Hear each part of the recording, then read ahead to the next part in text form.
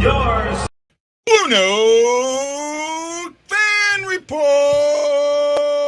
Aloha and mahalo. I am Guy, the Hawaii Blues fan. I can't even talk. Oh my goodness. What a shocker did we just get not too long ago. I guess Andy Strickland tweeted it out. My friend Tyler Stewart, who used to be an Ebug for the Blues, started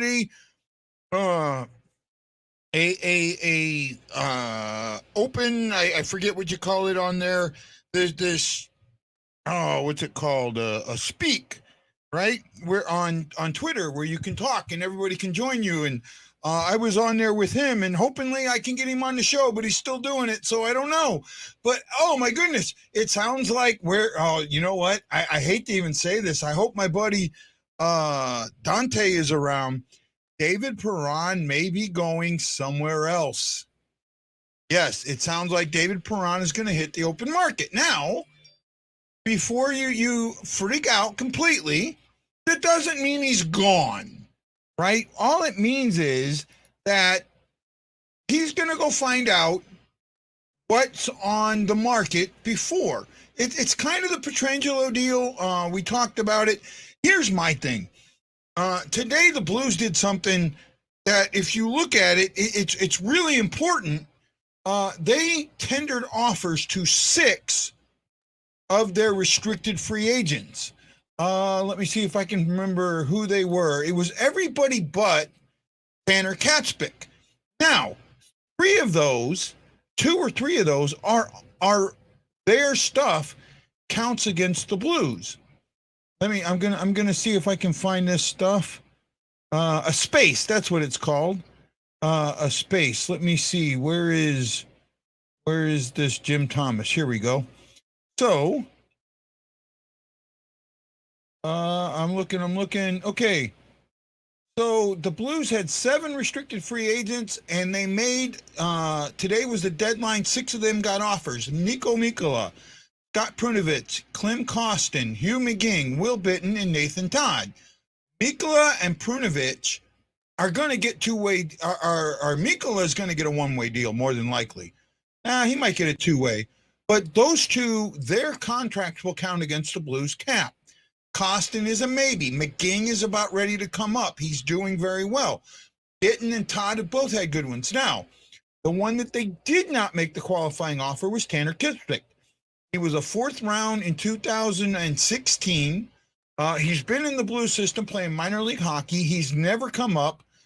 He's now unrestricted. He can sign wherever. He'll probably go play in the AHL somewhere. But what all this means is, if you look at where the money goes, right? So where the Blues had about $9 million, because they took $1.2 million in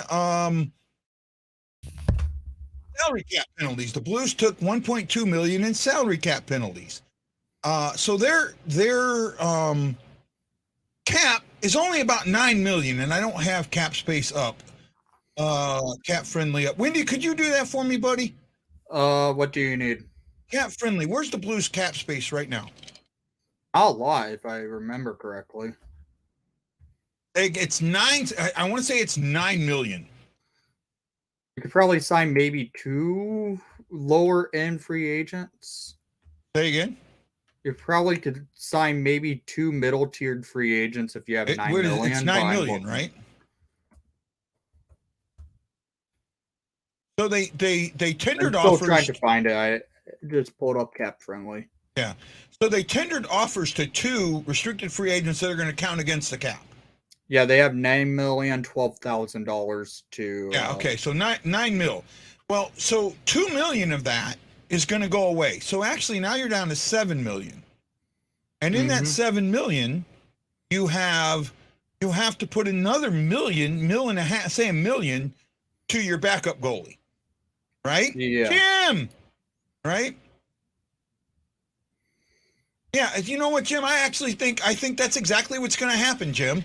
That's what I think is going to happen. The problem is, how long do the Blues wait when these? It's a Pietrangelo deal. Pietrangelo was going to go to the open market. Well, the Blues saw all the defensemen coming off and finally went out and offered Krug a deal, right? think I said, is it Krug or Krug? Krug.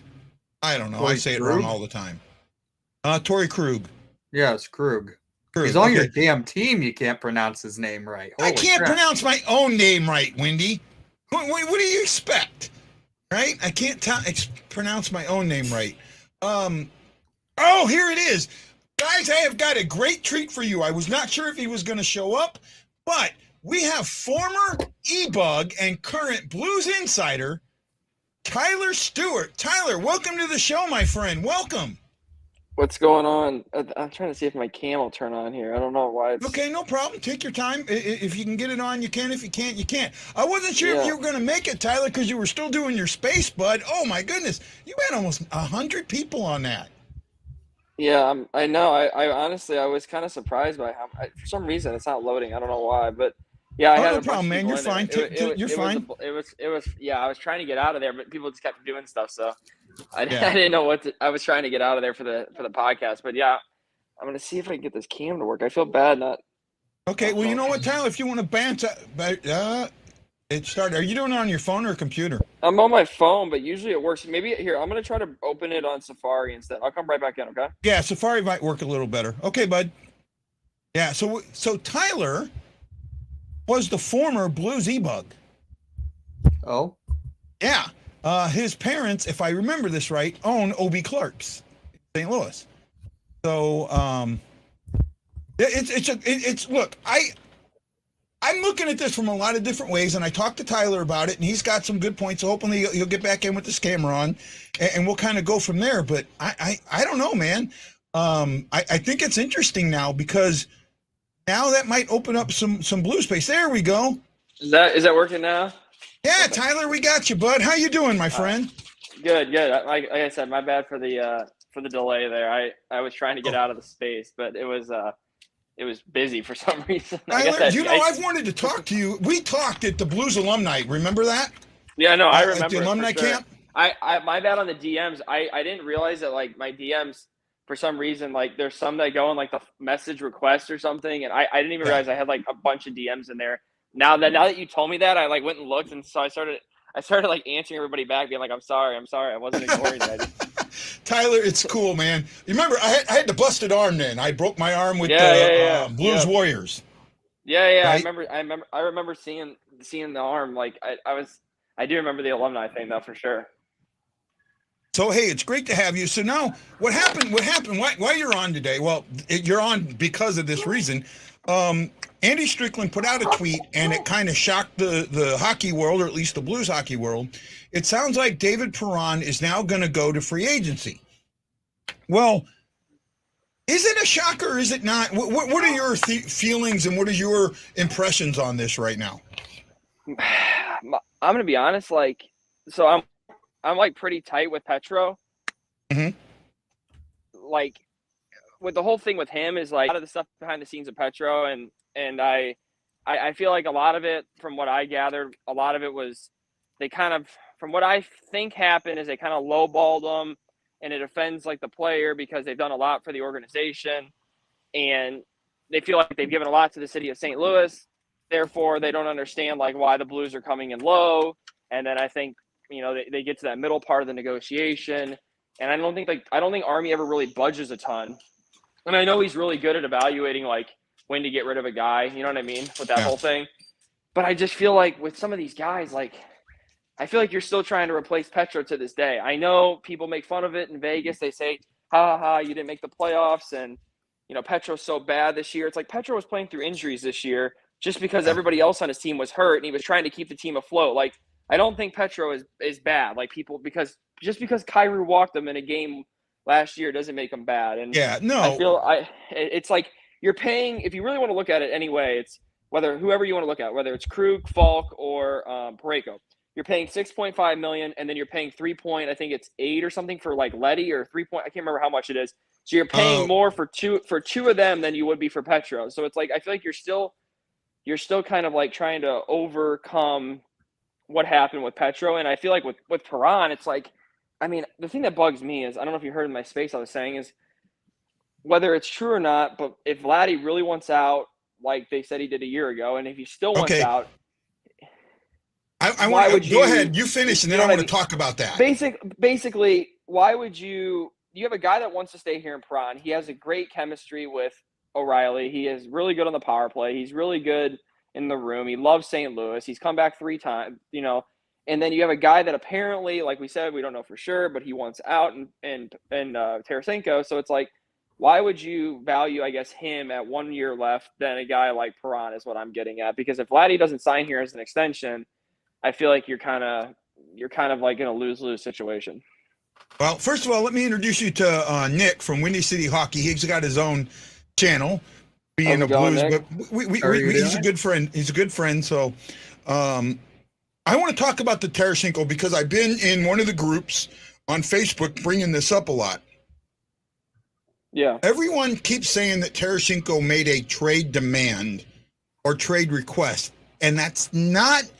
I got a source that's pretty damn good, right? Yeah. Almost as good as your source. Yeah. That's not the case, right? Right. The case was he went in with his agent during his exit interviews and said, look, I know I'm getting better. I know, but I felt like I was never used right. Look, if you guys want me here, great. I want to be here. If you don't, let me know, and then I'll give you a list of teams that I would go to. Right. That's not a trade request. No, I think, right? and I think some of it too is, I think there was some truth to the captaincy stuff. I think there was definitely some anger with how the shoulder situation with the shoulder surgeries. Because let's be honest, like nobody should have to have 3 shoulder surgeries because you botch 2 of them. Like that's on whoever, the surgeon, the blue. I don't know. Like I don't know how all that stuff works. Yeah, the shoulder surgery thing, I mean, the shoulder surgery, from what I know, is more of an issue than anything else, including the captaincy. Right. Right. Yeah, and the captaincy thing, like I'll be honest, and like I never had any issues with Vladdy. He was fine to me. Like, but I never viewed Vladdy as a captain, anyways. You know what I mean? Not until this season. And like, honest to God, even before I would give O'Reilly captain, I'd probably give Shen captain after him. You know what I mean? So it's like I never viewed Vladdy like in that light, anyways. And like this season, like you said, like I mean, the thing is with captaincy stuff too. I always tell Bill too, like I was in the room and I wasn't even in the room. You know what I mean? Like I was in the room a little bit, but there's people like, so no one knows what really goes, and I don't even know what goes on in the room. So it's like, so when people sit there and they say stuff about like this guy's a crappy captain, this guy's a good captain, I'm like, well, who knows? I mean, no one, you're not, until you're in the room, you don't really know. You know what I mean? So it's kind of tough to judge it. Yeah, we all want to be in to throw a Hamilton reference in it. We all want to be in the room where it happens, right? Right, and as much as like I said, like I have no clue if Petro was a great captain or not. I have no clue. I have a feeling that they were both, him and Backus were good captains, but I don't. I mean, they're all different types of leaders. You know what I mean? So it's who knows? I mean, I think a lot of the Blues, like the current team, they lead by committee. Like I think it's a group effort. I don't think it's all O'Reilly. I think there's a lot of Perron and and some of the older, like Bozak was definitely a leader and stuff like that. Schenner. Yeah, I think I'm with you on this. I'm absolutely completely with you on this. Now, what I think is, and I was looking at this. So today, what's really important is what happened this morning that leads up to this. This morning, the Blues had 7 restricted free agents, and today by noon, I want to say it was noon St. Louis time, you had to tender their offers or not, right? They tendered offers to 6 of their 7 RFAs. 2 of them are on the current roster, meaning their money immediately counts against the cap. That is Niko Mikkola and Scott Perunovich. Yeah. Well, with both of that money being on the cap, now you've just taken. We have $9 million, give or take. You just took $2 million off. We also don't have a backup goalie, so we're going to have to bring in a backup goalie. That's another $1 million or so. So that's $3 million off. So now you're down to $6 million, and you have 2 players to sign with that. You have a defenseman and a forward, right? You're going to either lose Leddy. It's who do you lose, Leddy or Perron? And right now, Perron may want more than that $6 million, and that might be the issue. Right. No, I think I think Perron would personally sign around 5 or 5.5 if I had to guess, but I have no clue. Obviously, I'm not in the negotiations, and I don't. Yeah. It might not even be over yet. Like this could all be a negotiating tactic for all we know. Oh no, I agree. Give me 2 seconds. Hold on a second. Oh, no problem, man. Take your time. What do you think, Wendy? I think it's probably the factor that they have young guys that they want to keep on the books, and they would rather get rid of the older guys on the roster to bring in the younger guys to come in. Yeah. Well, part of the issue here is Letty. Now we're paying Letty 2.75, but that's not what Letty was making. Letty was making 5.25. Yeah, and I hear he wants 4 years or 5 years at like $5 million apparently or something like that. Yeah. And Letty's not worth any bit of that. Well, No, see I agree. that's the thing right now. So now you have Letty wanting $5 million, Perron wanting 5 or 6, and that's all you've got to spend. And you may not even have that to spend, depending on if those guys below that you bring up have bonuses attached to them. Because that's why we're in the situation. The Bozak bonuses, cause that. Now, and that's the other thing. Bozak is gone. I love Bozak. He's not coming back. They're not signing him even at the league minimum. It makes no sense. Retire. Yeah. Even if he retires, it doesn't affect anybody. I hear he's got like a 1-year deal somewhere else or something. Like I don't know like the team, but apparently somebody said that he still wants to play. So like, and somebody will give him, I'm sure, a deal to be on the fourth line. But I think the Blues are trying to. I wouldn't be surprised next year if he's like a fourth line, like Walker, Torpchenko, and I don't know who at center, but like maybe Logan Brown, I guess. I can see Brown. Wonder if he wants to go back to Toronto because somebody said that. Jason Spezza. Yeah, said someone that Brown said wanted that. to go back to no, Bozak, yeah. Yeah, well, Toronto just made a really, really interesting trade today. Yeah, the Matt Murray trade's interesting, for sure. They gave up a whole bunch of stuff and got nothing in return. Matt Murray today. No, backwards, right? They got Matt Murray and 2 picks for future considerations. No, that's not how it went. Yeah, that's what I saw. It was Matt Murray and 2 picks for future considerations. Yeah, and Matt Murray, they're going to retain 25% of Murray's contract. Yeah, with Matt Murray, I think it's because Kyle Dubas had him in OHL, so they want to like see if he can like find his old way of I guess trying to figure out if he can still play at a Stanley Cup level. I guess I can't see Malkin coming to St. Louis. I can't see the Blues having the money for him. I have no clue. Oh, wow, Ty, you must have did something, bud, because I've never had this many people watching me. You share me out or something? No, I didn't. I don't even have a Facebook. Like, is it on Facebook or? Yeah, it's on Facebook and YouTube. Oh, okay, well then maybe it's I don't know. I don't. Yeah. Yeah, I don't know, but hey, thanks for coming, man. I really appreciate it. I don't. I want whatever price. I see. She's talking about Ryan Green saying Malkin coming to St. Louis. I can't see it. So Ryan Green switched over to the Hawks because his namesake's now with the Blackhawks organization. I can see.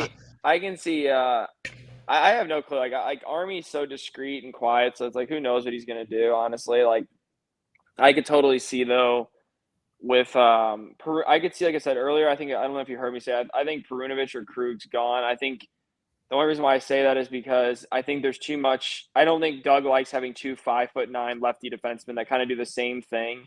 I think Perunovich is a better skater than Krug. I think Krug has a better shot. I think Krug's more physical, but Perunovich is a lot younger and he doesn't have the same contract. So I could see you're not going to see many teams have 2 of the same on the D core, if that makes sense. You know what I mean? Well, it does and it doesn't, because one of the things that you're concerned about with Malkin Krug is injuries.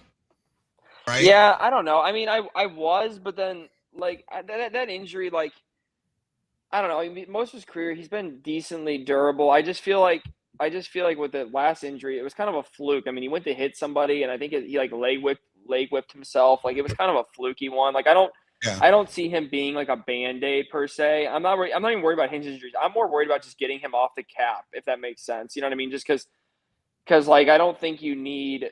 like I said, like if you have Scott Perunovich, like I think in their ideal world, they wouldn't have. I almost look at sometimes I say this. I know this is going like off topic, but I look at a lot of times like the Krug signing is almost a knee jerk reaction to losing Petro, almost like when the Cardinals signed Dexter Fowler after they struck out on getting Adam Eaton, which actually turned out to be okay. But the Fowler contract was the same thing. It wasn't. I think Krug's better than Fowler in his respective sport. I just think like in terms of the contract, I think it's one of those things after like a few years, you're kind of like, I wish we didn't have this on our books. You know what I mean? Not to say that Krug's like an albatross by any means. I just think like they would rather have Krug paying him or Perunovich paying him nothing rather than Krug. You know what I mean? No, I could see that. I do see that, but right now on their career trajectory, I think Krug is that much better than Perunovich. I agree. I agree.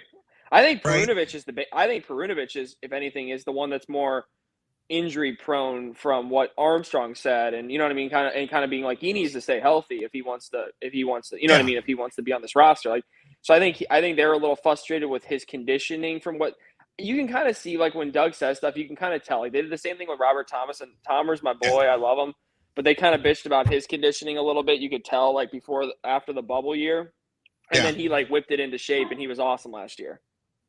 Yeah. No, Lance is right. And Lance, I sent a link if you want to jump on, bud. Yeah, I've seen that with Krug a little bit, with him being injury prone. I've seen it with Perunovich being injury prone. I mean, he missed a whole year. Yeah, right. It was either a knee or a shoulder, right, Tyler? I think this year, the 1 year was a shoulder. Shoulder. He missed. My bad. I'm coming in and out. Good show today, though, Wendy. Huh? Good insight.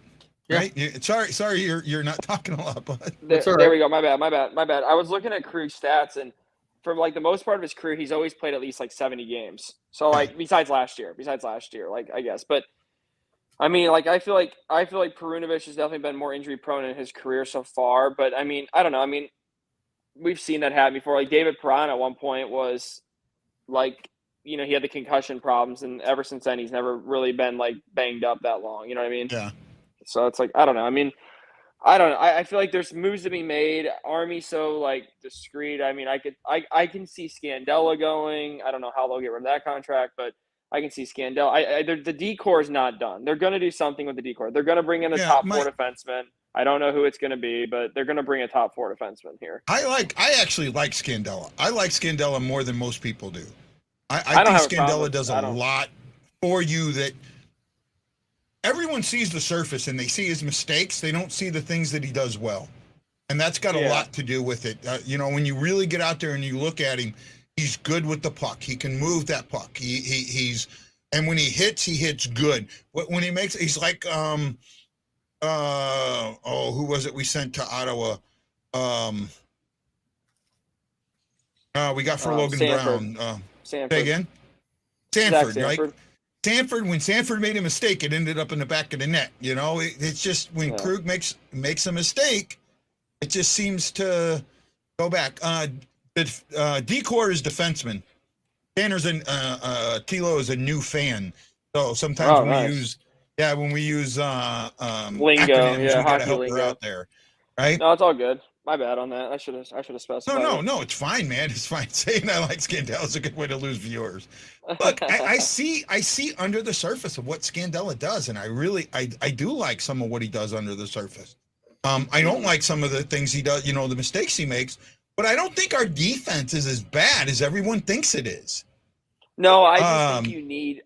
Here's my thing. I think you need a stud, not a stud, but you need somebody like almost equal to like that can help complement Parayko, because you look at how good Parayko was when he had Bouwmeester with him, and when he has a revolving door of D partners from Mikkola to Scandella to Krug to like, you know what I mean, like different lefties, and then they're not even like top four defensemen. I feel like that's been like an issue, because like people hate on Colton Parayko all the time, and he's not as bad as people like make out to be at all. Like, he's really good. Yeah. No, I'm with you. Oh, Bench, welcome, man. Welcome, a new guy.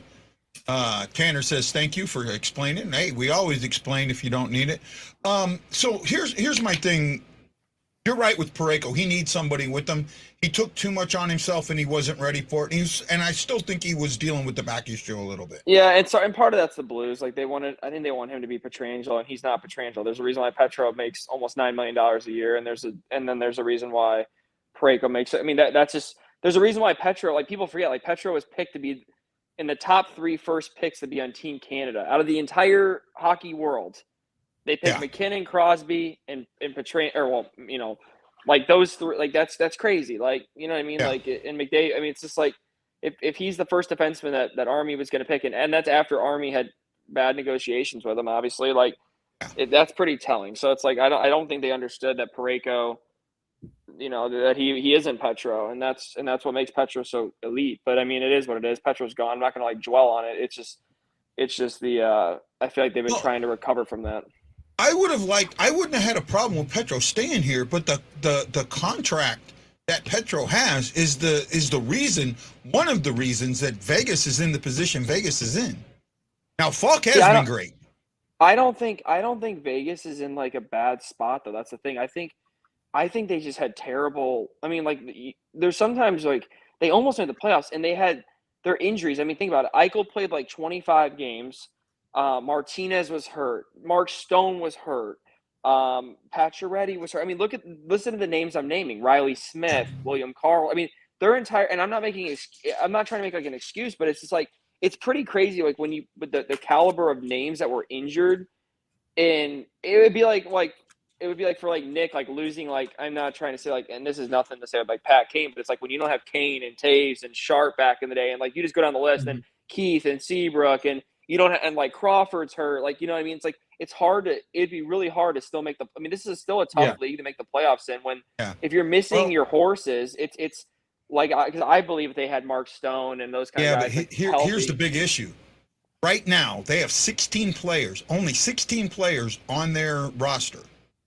And they're almost $3 million over the cap. They're going to move out some guys. Like I mean, everything's like that's the thing. Like right now, I don't judge teams right now. Like I always think it's funny when I listen to podcasts and people are like, "Oh, let's pick our cup winners like the day after the cup happens." And I'm like you don't even know what the roster is going to look like. Like look at Colorado. Like Kemper's not even going to be on the team next year. You know what I mean? Josh Manson's not going to be on the team. Like you just go down the list of the roster. Their roster is going to change. There's so much overturned. Like. As soon as we start training camp, okay, I'll give you my cup prediction then. But until then, it's like, I mean, like Vegas, I could see Vegas making a big move, not to like per se help them, but I mean, just to clear out a body, you know what I mean? And it'll, you know, we'll see. But I don't know. They're going to have to. They got to make some cap. So here's Michael Dante. Michael Dante is a big Perron fan. So I know this. Here's the question about Perron. How many more years until he really falls off and shows his age as the youth in this league catches up? Could this be the year? I love him, but Army might not want to give a lot of term on this next contract. Right. Yeah. I don't know. I feel I'm like, with that. I feel like Army, I think this is what, like, if I had to guess, like, let's say Perron leaves. I think the reason will be because he wants to give Kyrou, Neighbors, and those guys more heavy minutes. You know what I mean? Like, especially Kyrou.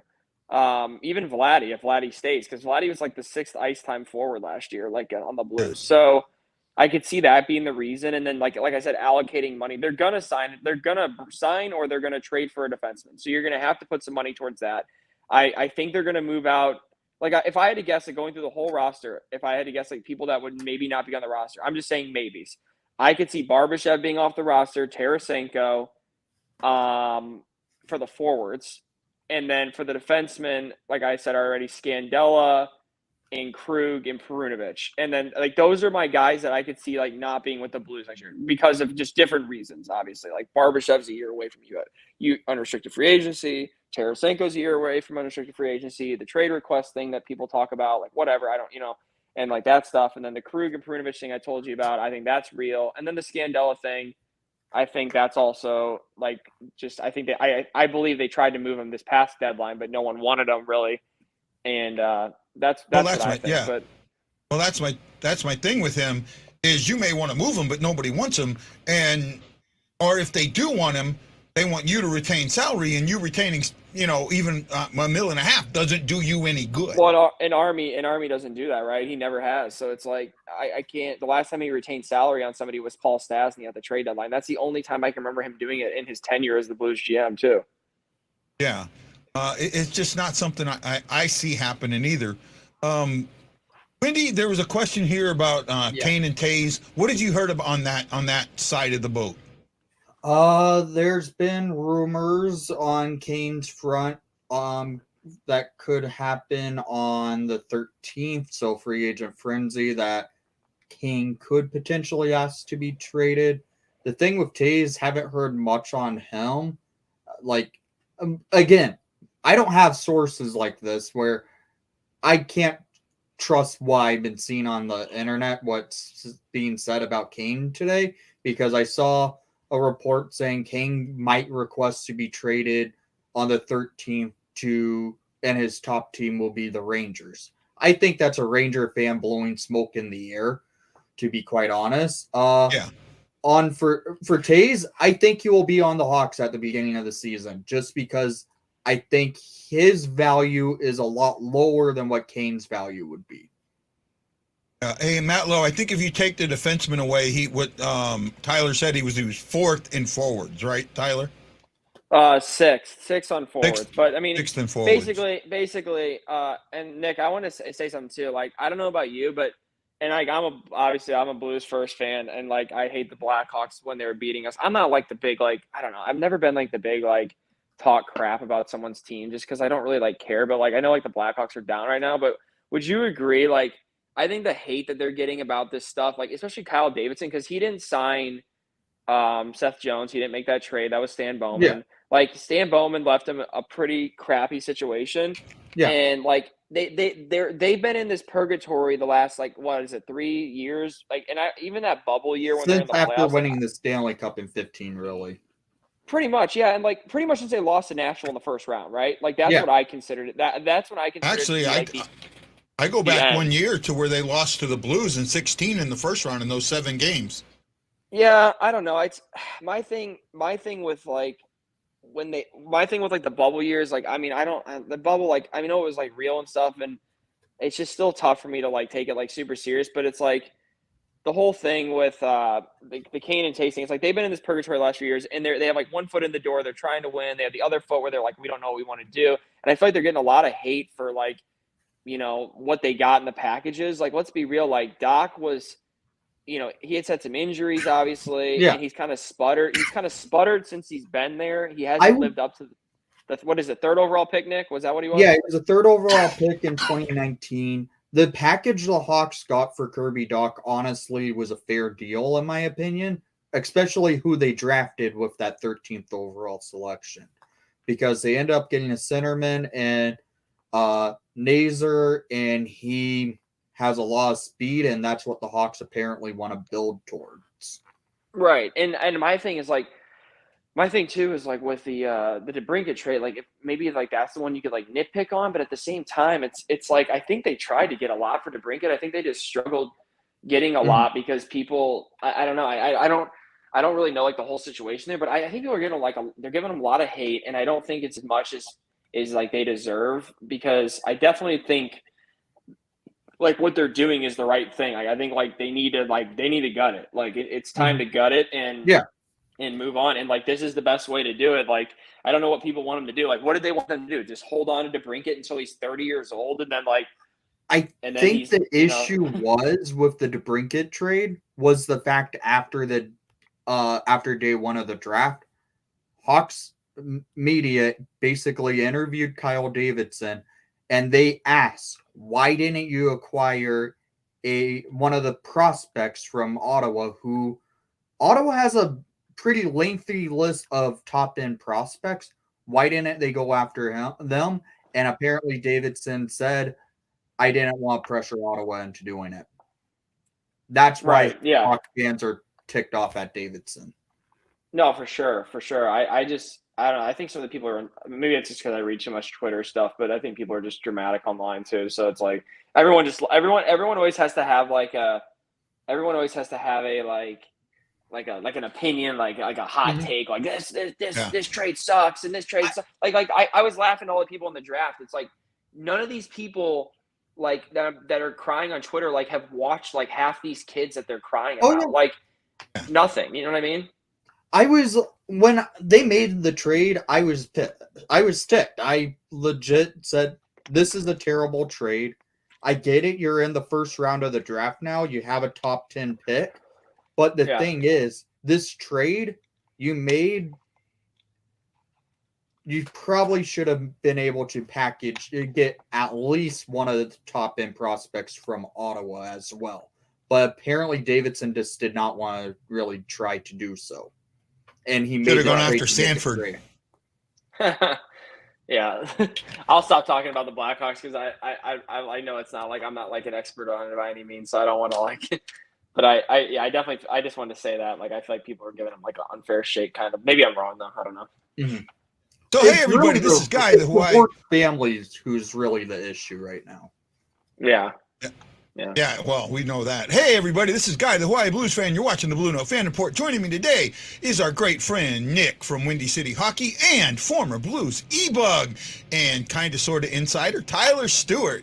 Again, Tyler, thanks so much for joining us when we got news today that David Perron will be testing free agency.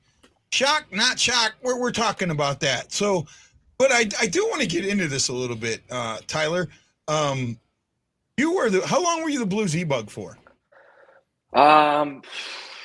Okay, I did it since 2017, which is the year I did the warm up. That was my first year doing it. So I was the first guy to actually get in a warm up. That was like when they actually made the official rule. Yeah. Because I remember like in years past, like a guy in like Philly got dressed that played for Temple, and like there was stories over the course of time. And then obviously the first guy to get in the game was Scott Foster, which Nick knows about that very well. And Yep. then I remember. Yeah. Oh, yeah. Foster was a legend. And then the guy in obviously, No, I Philly was remember actually you. a Hoxie. you remember me. Yeah. And then David Ayers obviously got in, he got the most attention because he was in Toronto and he beat the Leafs. So that was like funny. But I started in 17. I stopped this past year. They were like with COVID and everything, they were wanting, they want on top of like they wanted you to get like the vaccine, but on top of that, they wanted you to like get tested a bunch. And like I was already like, dude, like I have a job. Like every day I can't go down and get tested just for like a free position. You know what I mean? Like it's not like Scott Trade Center is like 10 minutes away from me. So like Centene, and I'm out and about all day like when I work and stuff. So it's like it's tough for me to be like, okay, I'm going to go drive over there and get tested and then come back. I was like, so in the beginning of the year, if you remember, the players were getting tested 7 times a week. Then it went down to 5 times a week. Then it went back up to 7 when COVID started to outbreak before the All-Star game or whatever and the Olympic break. So like, I just was like, I don't think it's worth it. I've been skating with the guys since the last lockout in 2012. That's when I started skating with them. And I'm still skating with them. Like I'm skating with Pietrangelo tomorrow morning at 7 a.m. And I've skated today with Chris Weidman and Trent Frederick and like a few of those guys over in Chesterfield. So it's like I still skate with certain guys. It's just I stopped skating with the Blues. And if they want me to come back, I have a feeling some of it, with COVID, obviously, like they, with that whole thing, like that was like kind of like the reason why I stopped. But I feel like now, like I don't know. I don't know for a fact, but I definitely think that they don't like that I don't know what the word is. I don't really I never go crazy on Twitter. Like I'm never like cussing and like being like an obnoxious person, but I definitely have been giving like more like opinions, I guess. And I'm a fan just like everybody else. Like just because I did that stuff. Like I was always a fan. I'm always going to be a fan. Like, so it's like I love the rumors. I love the trade stuff. I love the signings. Like, I'm just like everyone else. But I don't think they probably love that I tweet about stuff like that and give my opinions and I network with people, you know what I mean? And I like to talk to people about hockey and stuff. And I don't know. I'm going to live my life. I'm not going to be controlled by, I'm not saying they like control things, but they definitely, I don't think liked it. And I'm going to live my life. And I want to be able to, talk about stuff and not feel like I'm like working for somebody, even though I'm not getting paid by somebody, you know what I mean? I didn't get paid a single dime by them. You know what I mean? So it's like, that's kind of my thinking. No, I'm with you. See, I don't like the E-Bug. I actually think it's wrong. I think it's stupid too. I think it's stupid too. Well, it put you. Well, look at what happened with Dallas in the last. Somebody missed the playoffs because of an Ebug.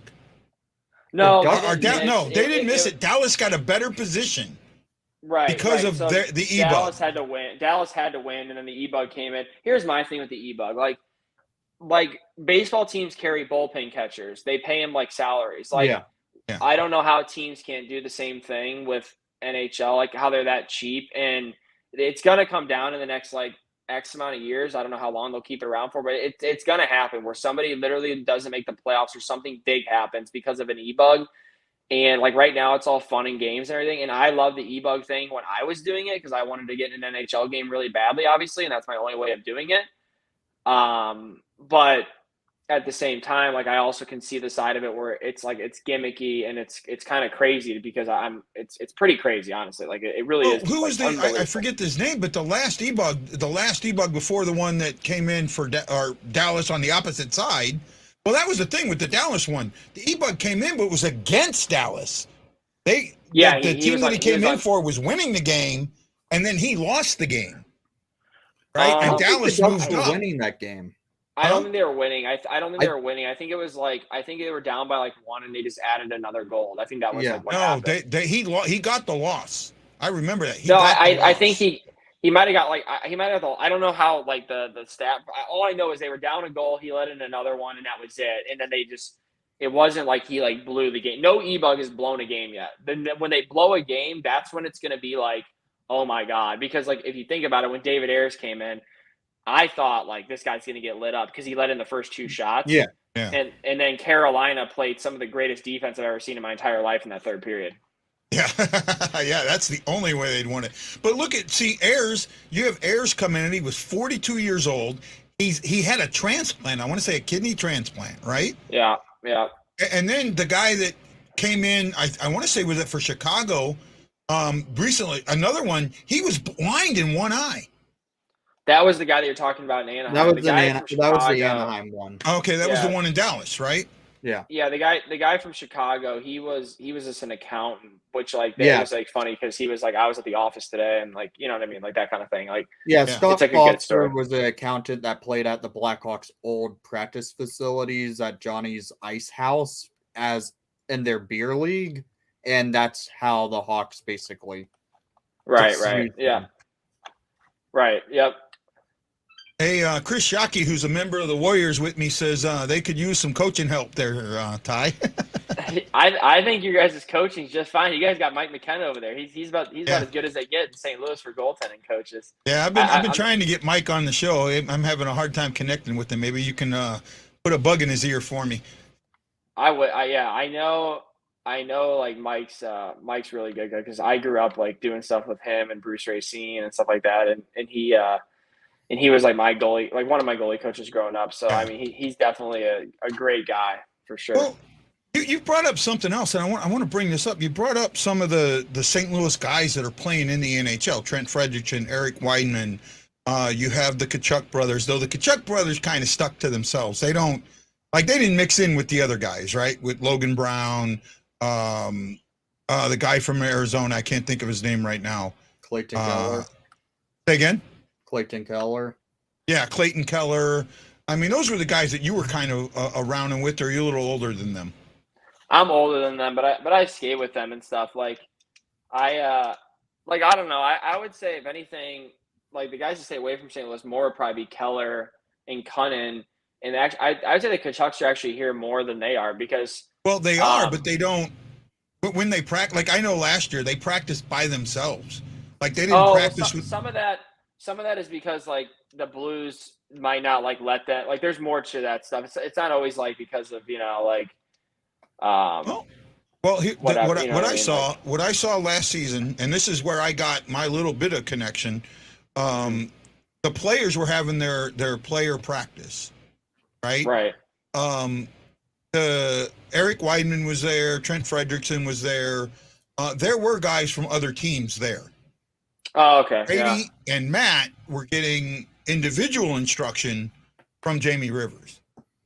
Oh, sometimes sometimes Rivs he like does his own skates or whatever sometimes, like where it's almost not like private lessons, but it's just like you know what I mean, like work on like certain things where it's not like the whole. No, they were private lessons because I got invited to them, so I do know they were Yeah, private lessons.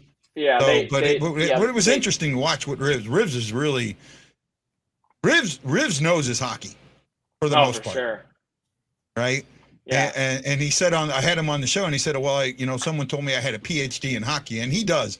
I've watched him draw up plays and things like that, and he's getting better on the microphone side. Oh, I agree. He's definitely gotten better, and being on 101 for sure helps him out a lot too. You know. Right. Let's see. Let's get into some of our questions here. We're back. Let's see. Brian Green asked, I wonder if Shane Wright is done tantruming. I got my own thing with this. Now let me ask you, because I don't know. I don't know Tyler. We haven't had enough time to talk offline or really, become friends or whatever. Were you drafted, or where were you at in that whole prospect thing? Like growing up, you mean like with like hockey? Growing up. I mean, I played like AAA here in St. Louis. I played Central States, and then I went and played club hockey at SLU, and my coach was Todd Ewan, and obviously he used to play for the Blues, and he was kind of my connection to skate with the guys. And actually Rivers was the one that ran the skates, and that's kind of how I started skating with them.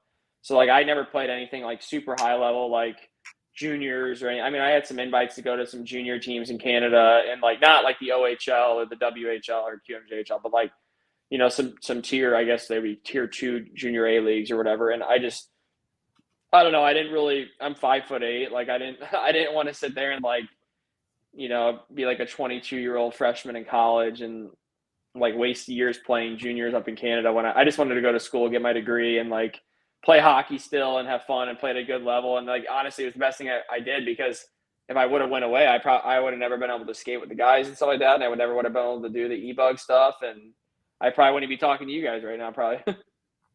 Yeah, well, hey, man, we greatly appreciate it. So, did you watch the draft? What did you think of Shane Wright and the way he glared at Montreal and some of the quotes that have come out afterwards? See, I saw that he said that he really didn't glare. He said he was looking at the cameras, like he really didn't.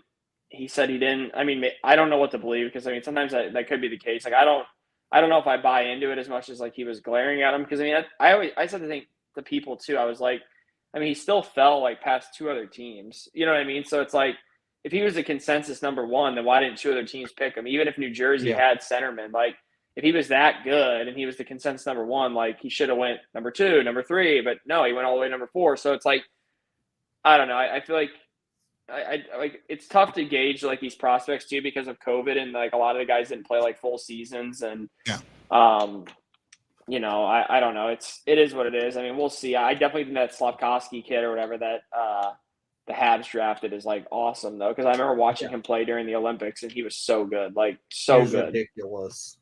Like for an 18-year-old. AJ Brinson is asking, what is an Ebug? That is an emergency backup goalie. You can explain that a little bit there, Tyler. Yeah, it's just the guy that basically, it's like the third string guy that like sits in the stands in case one of the goalies gets hurt, and then they go and get dressed, and then if that guy gets hurt, then you're in the game. So it's kind of crazy.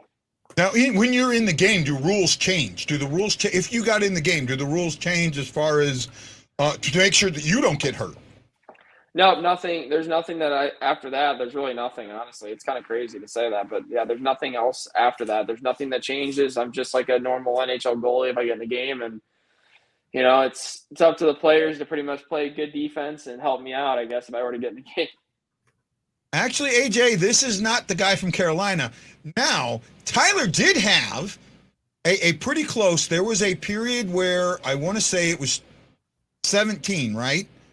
Yeah, I got in a warm-up because Carter Hutton broke his foot that morning. Right, and they had the I forget who the backup was, had to come in from it was Husso. San Antonio. Oh, it was Husso, right? Yep. Yeah, so Husso had to come in from San Antonio, so you had to wait there until Husso got there. Right. I think he got there right in by the end of the first period, if I remember correctly. Yeah, he was there like pretty quickly. There was like a broken glass delay that helped kind of get him there too, because the glass broke in the first period. Yeah. So yeah. So see, I do remember when you got in, and they made a big deal out of you being a vending machine guy. Yeah, I know that. I remember all I said to him. I was like, yeah, like my family owns a vending machine company, and then they like ran with it because it makes for like a story. You know what I mean? Like they're like, oh, like because it's like a blue collar job and that kind of thing. They were loving it. The media was. Right? Yeah. AJ was asking, is it really 500 and you to get to keep your jersey? I don't think you didn't get in a game, so you didn't get paid, right? Well, I don't. I think it's kind of different for like every team, honestly. Like, some guys I've heard like gave like David Ayers money. I didn't get any money. I don't know. Like, I got my jersey, but yeah, I didn't get any money. I don't even know if the $500 thing's even a rule anymore. So I think it might have been like back in the day, but now it's not. Yeah. So. Well, are you considered Blues alumni at all? I mean, I skate with the alumni and stuff, but I'm not. I don't consider myself it just because I don't know. I never got like in a game or anything. Like obviously, I mean, I don't know. I try to be like humble about it too because it's like I don't want to offend people and stuff like that too. You know what I mean? Be like, oh yeah, I played for the Blue. People like tease me about it. Cam Jansen always teases me about it. Yeah, I could see that from Cam. I could really see that from Cam. Do you and that's I'll ask you this. I'll ask you that offline. In your time being the Ebug, now I guess the best thing about being the Ebug is you got good seats to go to every game, right? I mean, I consider them to be good. I mean, I could have had any seats within reason. I think I wanted like they offered me 2 seats, and at the time I already had season tickets. Like my family has since the old arena, so like they just comped 2 of my tickets, and we were in the first row in the top because I like sitting in the top when I watch games just because you can see the whole ice better. Yeah. And that's the seats that they gave or like they comp. So it's like I don't know. I like sitting up top when I go out of town to watch games. I always try to sit in the top just because I like to see the game better up top. You know what I mean?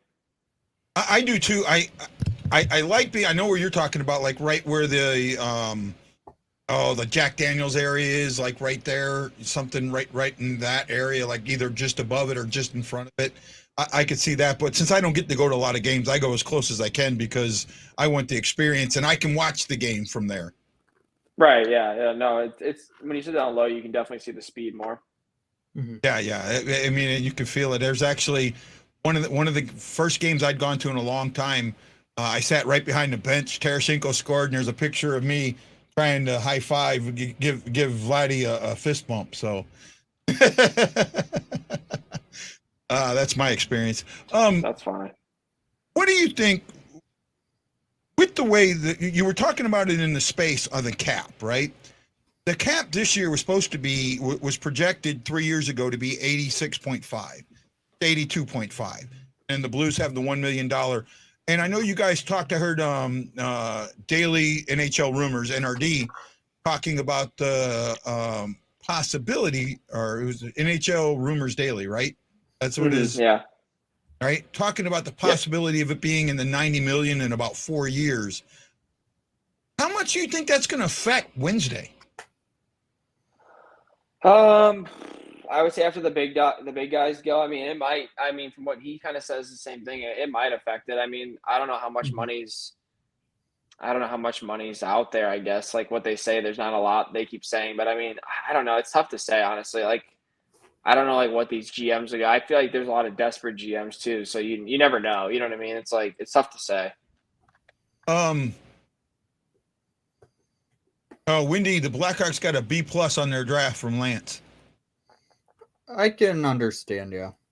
I gave the Blues a C+. I thought that they drafted for what they had. That they drafted well. Getting the pick for Husso was pretty smart, but they didn't knock my socks off. So. Mm-hmm. Right. What did you think there, Tyler? Like I'll be honest, like that's the thing I was telling you about earlier. Like I'm not gonna sit here and like act like I like watch these kids a lot and stuff like that. So I don't even know anything about it. From what the kid they drafted, I guess he has a really good shot and stuff like that. It's just like I don't like being like going crazy about it because until like they're in the league, it's like who knows? You know what I mean? It's tough for me to. No, I'm with like, you. I definitely like feel like that guy that went #1, Slafkovsky. Like I did watch him play like in the Olympics, and he was he was nasty. Like I said, like I definitely was like, that kid's really good. Like I feel like I remember, and then like I remembered him, and then when he went #1, I'm like, oh, that was the kid I was watching. He was like dominating Team USA. I remember that night in the Olympics. I know it wasn't the NHLers, but he's dominating dudes that are like in their 30s and stuff like that are, and he's 18 years old. So yeah, no, I like Shane Wright. I think he was a good pickup for Seattle, and I'm surprised that. Now, he did say something on NHL Network just before the draft that like raised that red flag to me. They were asking him, they asked him, who asked you the weirdest question? And he comes out and says, well, Montreal interviewed me 6 times.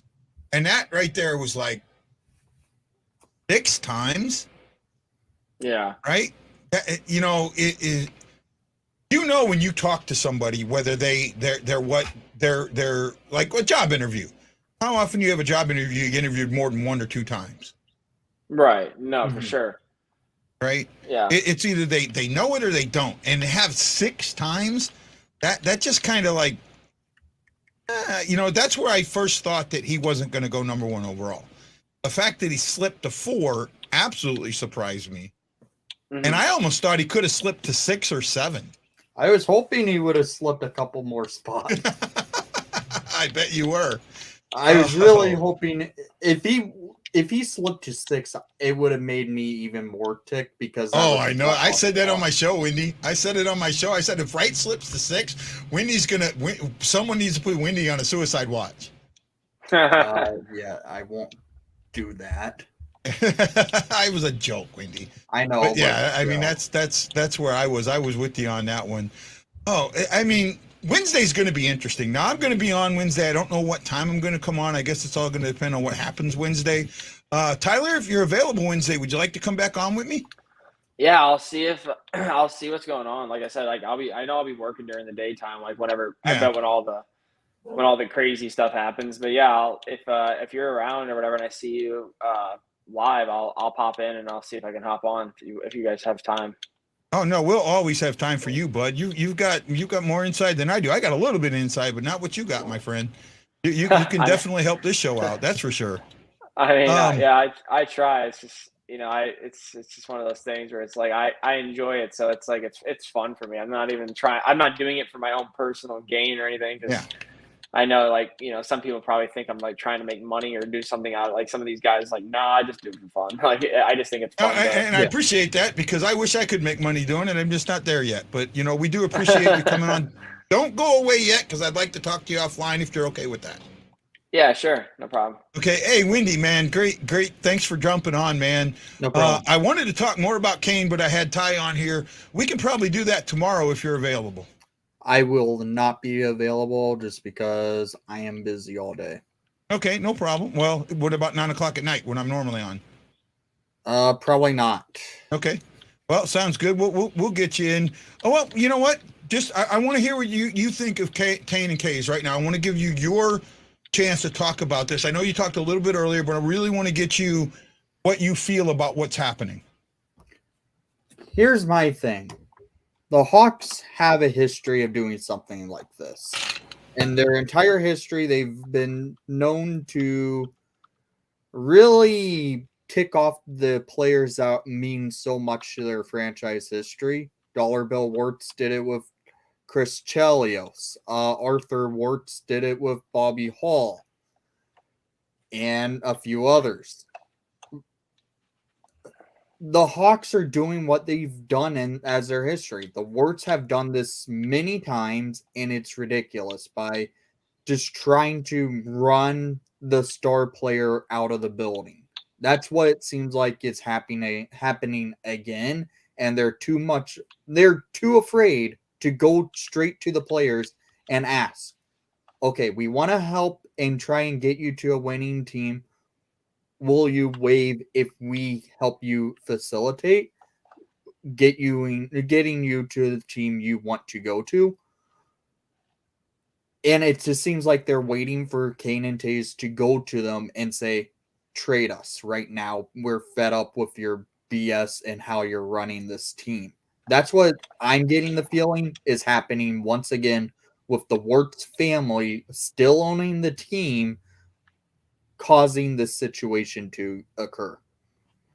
I'm with you. I'm with you. And I'm not going to be mean here, Wendy, but I've been saying trade Kane for almost 2 years now. I know you have, but I've been on the side where the Hawks, at the time, the Hawks were not wanting to do what they're doing now, which is seem like cut ties with anything Stan Bowman touched. Yeah, that's what it does seem like. Well, Wendy, thanks so much for showing up. We'll see you again probably Wednesday or Thursday. You know I love you, bud. You know you're always welcome. Ty, stick around. I'd like to talk to you offline. Hey, everybody, this is Guy, the Hawaii Blues fan for the BlueNote Fan Report, saying aloha, mahalo, and you got to know that I am bleeding blue with you.